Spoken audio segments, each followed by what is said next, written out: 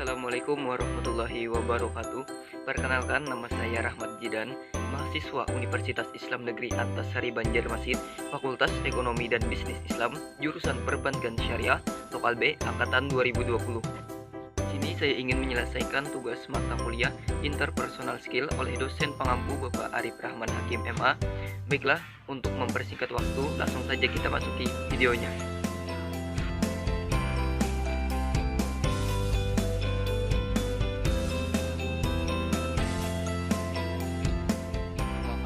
OJK adalah lembaga yang independen yang mempunyai fungsi, tugas, dan wewenang pengaturan, pengawasan, pemeriksaan, dan penyidikan.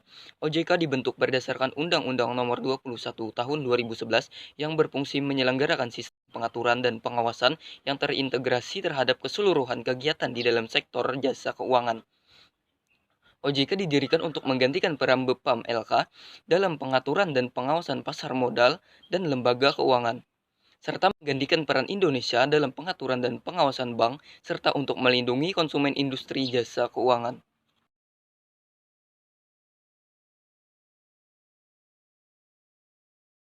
Tugas OJK atau Otoritas Jasa Keuangan.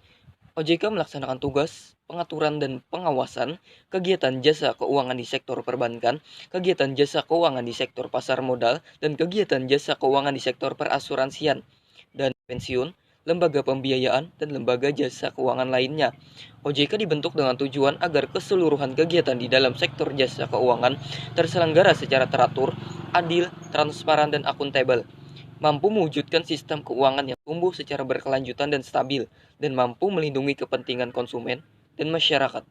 Untuk melaksanakan tugas pengaturan, OJK mempunyai wewenang yaitu menetapkan peraturan pelaksanaan undang-undang ini, menetapkan peraturan perundang-undangan di sektor jasa keuangan, menetapkan peraturan dan keputusan OJK, menetapkan peraturan mengenai pengawasan di sektor jasa keuangan, menetapkan kebijakan mengenai pelaksanaan tugas OJK, menetapkan peraturan mengenai tata cara penetapan perintah tertulis terhadap lembaga jasa keuangan dan pihak tertentu, menetapkan peraturan mengenai tata cara penetapan pengelola statuter pada lembaga jasa keuangan, menetapkan struktur organisasi dan infrastruktur, serta mengelola, memelihara, dan menata usahakan kekayaan dan kewajiban, dan menetapkan peraturan mengenai tata cara pengenaan sanksi sesuai dengan ketentuan peraturan perundangan di sektor jasa keuangan.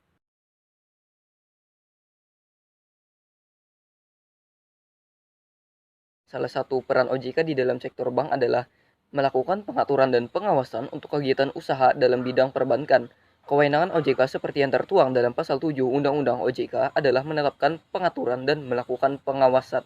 Aturan dan pengawasan tersebut meliputi perizinan untuk mendirikan bank, izin pembukaan kantor bank, rencana kerja, anggaran dasar, kepengurusan dan sumber daya manusia, kepemilikan, merger, pencabutan izin usaha bank, dan konsolidasi dan akuisisi bank. OJK memiliki wewenang dalam perizinan untuk mendirikan bank dan pembukaan kantor bank yang baru. Kewenangan ini sebelumnya adalah kewenangan BI atau Bank Indonesia. Dalam wewenang ini, OJK memiliki wewenang untuk memberi izin pendirian bank dan mencabut izin usaha bank. Dalam melaksanakan dan memberi persetujuan terhadap izin penyelenggaraan jasa bank, OJK dapat membuat peraturan untuk memberi dan mencabut izin kelembagaan dan usaha dari bank. OJK juga berwenang untuk memberikan sanksi pada bank berdasarkan peraturan perundang-undangan. Ketentuan tentang kewenangan OJK yang berhubungan dengan tugas pengaturan bank terdapat dalam pasal 8 Undang-Undang OJK. Kehadiran OJK di tanah air sangat penting untuk membantu menguatkan ketahanan jasa keuangan sehingga nantinya ada sistem pengawasan keuangan untuk bank. Hal ini dilakukan untuk dapat saling mensinergi dan menutup kelemahan di setiap sektor. Setelah Undang-Undang OJK ditetapkan pada tahun 2011, maka OJK secara penuh bertugas mengawasi semua sektor jasa keuangan termasuk bank.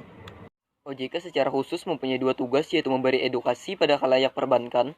Dengan peran yang dimiliki oleh OJK, masyarakat diharapkan memiliki keuntungan yang lebih dan masyarakat juga dapat meningkatkan pengetahuannya dalam bidang keuangan. Jadi OJK tidak hanya melakukan pengawasan terhadap bisnis bank di Indonesia, tetapi juga mengedukasi para masyarakat yang menjadi nasabah dari bisnis bank tersebut sehingga mereka memiliki pengetahuan lebih tentang perbankan. OJK memang baru menjalankan fungsi pengawasannya pada bisnis bank. Walaupun undang-undangnya telah ditetapkan 2011, namun peran OJK, Otoritas Jasa Keuangan dalam bisnis bank, baru dimulai pada 2014.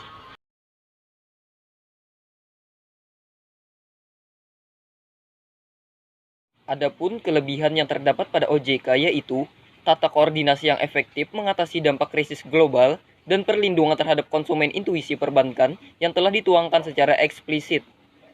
Adapun kelemahan pada OJK yaitu pemisahan makroprudensial leader of the last di sektor perbankan dan iuran jasa pelaku keuangan membebani konsumen atau nasabah serta menurunkan efektivitas dalam fungsi pengawasan. Bagaimana kawan-kawan? Seru kan memahami OJK, apalagi berkaitan dengan jurusan kita yaitu perbankan syariah. Sekian dari saya, salah hilapnya mohon maaf. Wassalamualaikum warahmatullahi wabarakatuh.